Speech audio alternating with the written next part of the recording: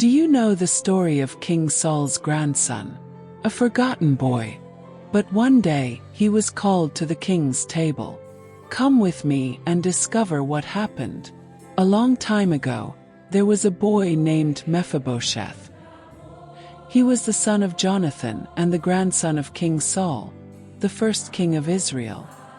His life had everything to be filled with glory, but God had other plans. During a great war, both Saul and Jonathan were killed. When the news reached their household, Mephibosheth's nurse fled with him. In her rush to escape, she dropped the child, and he became crippled in both feet. From prince to a broken and hidden boy, the nurse took Mephibosheth to a faraway land, Lodebar, a forgotten place with no pasture, no hope. There he grew up, far from the palace, without his family, unable to walk, with nothing left, only memories. Years later, David was crowned king of Israel. Even though Saul had once hunted him down, David chose to honor the covenant he made with Jonathan.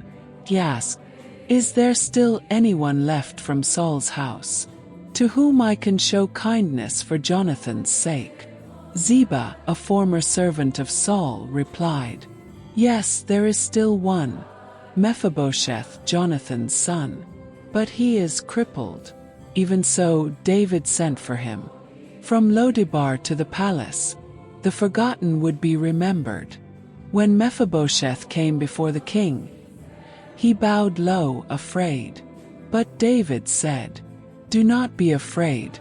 For the sake of your father Jonathan, I will restore to you all the land that belonged to your grandfather Saul, and you will always eat at my table."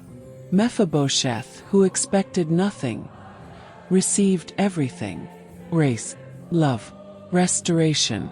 Later, King David had to flee due to the rebellion of his son Absalom.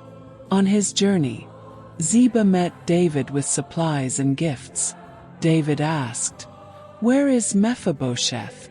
Ziba lied, saying Mephibosheth stayed behind in Jerusalem, hoping to reclaim the throne. David believed the lie and gave everything to Ziba. After Absalom's death, David returned safely to Jerusalem. Mephibosheth came out to meet him. His clothes were dirty, his beard untrimmed, his feet bare. "Why didn't you come with me?" the king asked. Mephibosheth replied, "My servant deceived me. But even so, you let me sit at your table. I have no right to ask for anything more."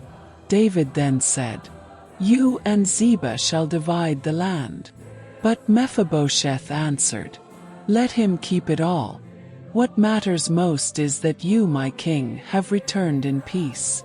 His heart wasn't set on possessions, but on the presence of the king. If this story touched your heart, leave an amen in the comments. Like, share, and subscribe to hear more stories of faith like this one. May the same grace that found Mephibosheth find you today. Even wounded, Mephibosheth was remembered. Even crippled, he was called. Even unworthy, he was accepted.